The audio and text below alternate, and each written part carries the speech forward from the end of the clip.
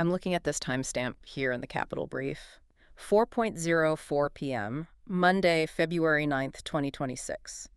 And it just feels like looking at a tear in the fabric of reality. We have the source right here, this minute-by-minute log of what just happened, and it's heavy. That's exactly the right way to frame it. A stress test. Yeah. For, over 200 years, we've operated on the assumption that the system works because everyone agrees it works.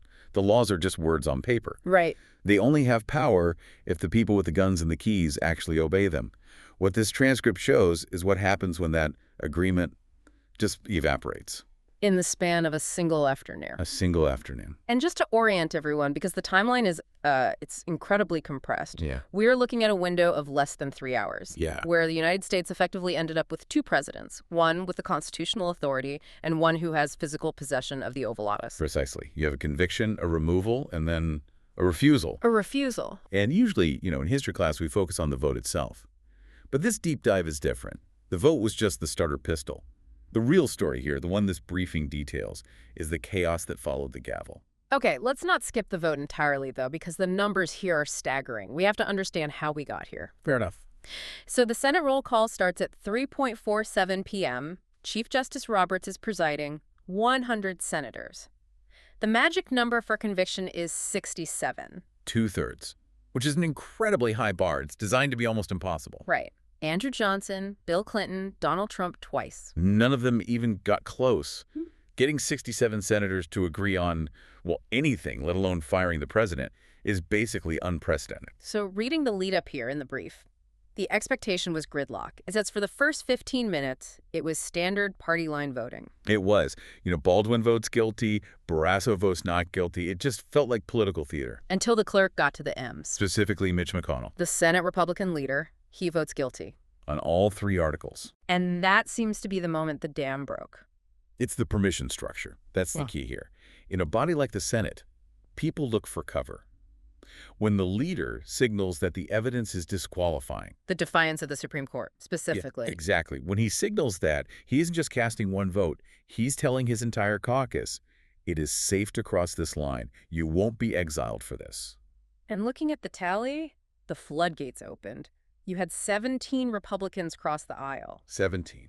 We expected maybe a Romney or a Murkowski, but the names here: Roger Marshall from Kansas, Cindy Hyde-Smith from Mississippi. These are not swing state moderates. No.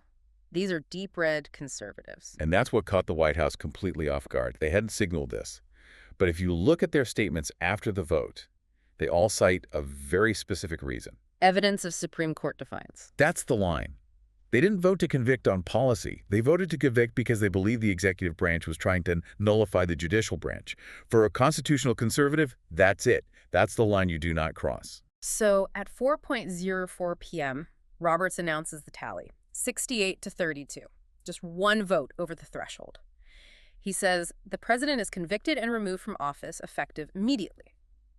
Now, I want to clarify something. When he says immediately, is there a grace period? A transition phase? What does that actually mean? None. Zero.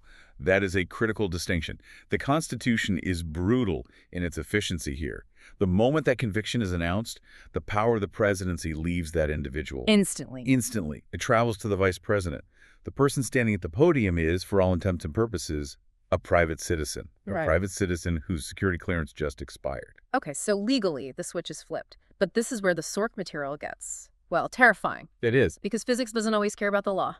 3 minutes later, 4:07 p.m., the former president, and we have to call him that now, tweets from the White House. What does he say?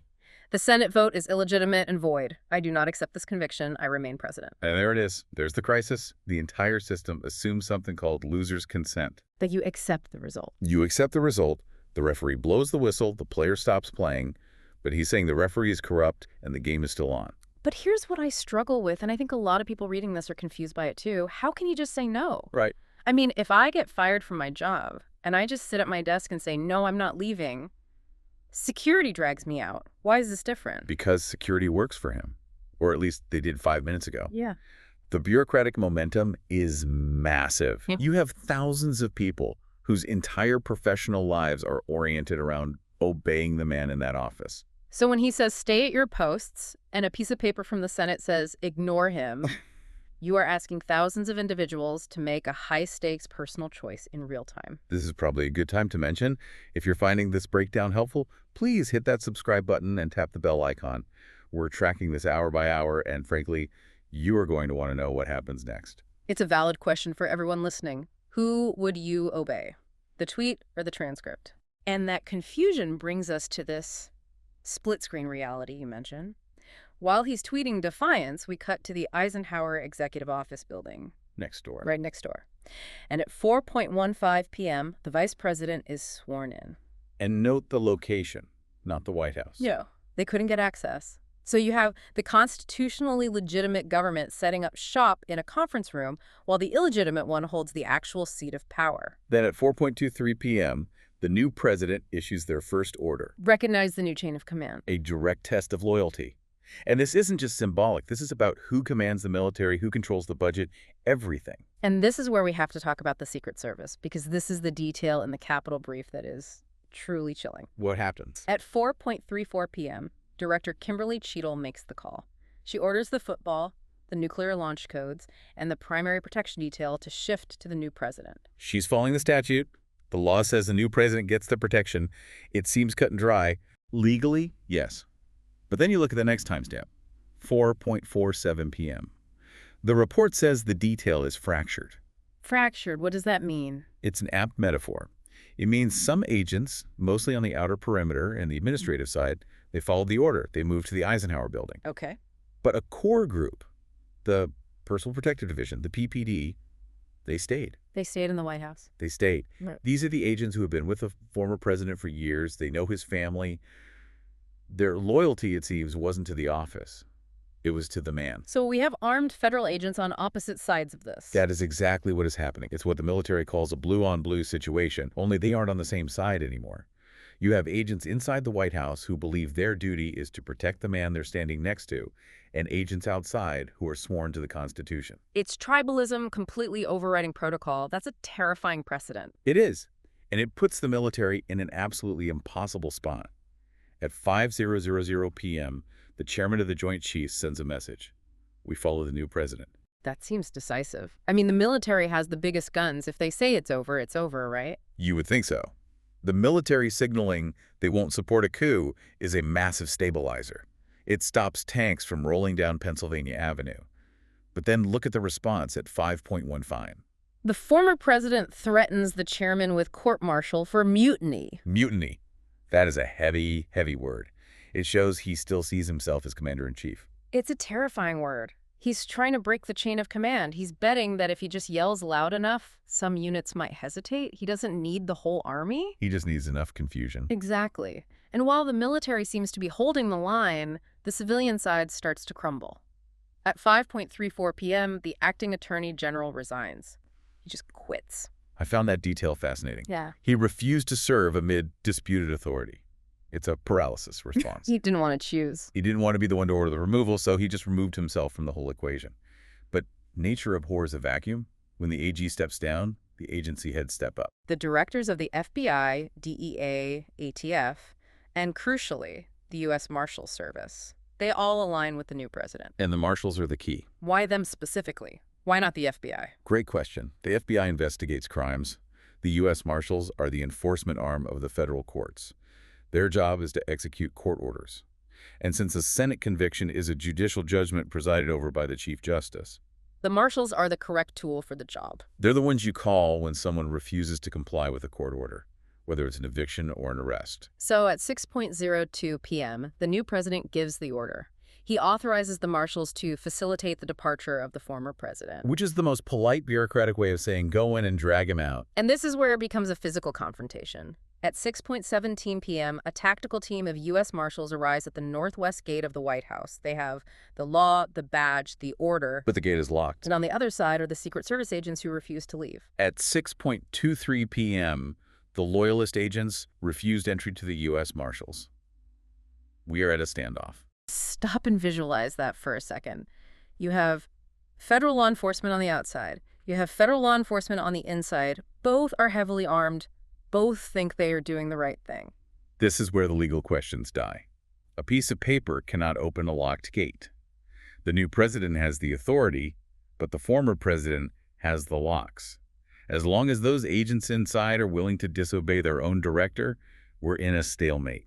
Before we talk about where this goes, I want to remind everyone, if you appreciate this kind of no-nonsense analysis, please smash that subscribe button. We're going to keep updating this deep dive as things evolve. So the Capitol brief ends the timeline right there on the edge of a cliff. But it does outline 3 potential scenarios for how this ends. Okay, let's walk through them. Scenario 1, the face-saving exit. This is the rational actor model.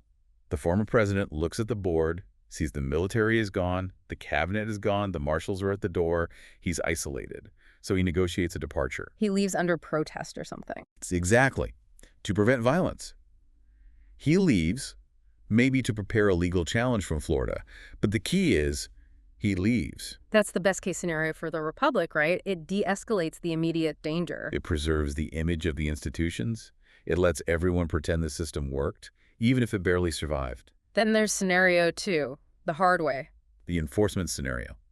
The marshals breach the gate. Maybe they cut the locks, maybe the loyalist agents finally stand down, but they physically enter the residence and escort him out. That resolves the crisis. The rightful president takes office, but the optics are devastating. Devastating. Think about that image. A former commander-in-chief being physically removed. That footage becomes a weapon. It validates his narrative of martyrdom. It creates a scar on the national psyche that might never heal. And then scenario 3, the one that frankly keeps me up at night, constitutional collapse. This is where the loyalist agents hold the line. Maybe shots are fired, maybe a rogue military unit decides the mutiny claim has merit and moves to support the former president. The government fractures. Completely. We stop being a country governed by laws and start being a country governed by raw power and territory. And it sounds like fiction, but looking at this timeline, we're one trigger pull away from that. If a marshal tries to climb that fence and an agent fires, we're in a different world. We are. The source leaves us at this maximum point of crisis. The marshals are at the gate. The former president is in the Oval. We just don't know who blinks first. It really forces you to reevaluate what government even is. We grew up thinking the Constitution's like gravity. It just is. But it's not. It's a shared agreement. A story we all agree to tell each other. And this is what happens when someone decides to write their own ending. That is the big picture takeaway here. Democracy relies on the loser accepting the loss. The impeachment power is meaningless if a president can just say no and gets enough people with guns to nod along. It's like playing chess. You get your opponent in checkmate and he just flips the board over and says, I win. And if you let him do that, the game is over. That's exactly what is at stake. Not just who sits in the chair tonight, but whether the rules of the game survive until tomorrow morning. And that is a terrifying thought. A sobering look at how fragile this whole thing actually is. Indeed. To everyone listening, really think about that question.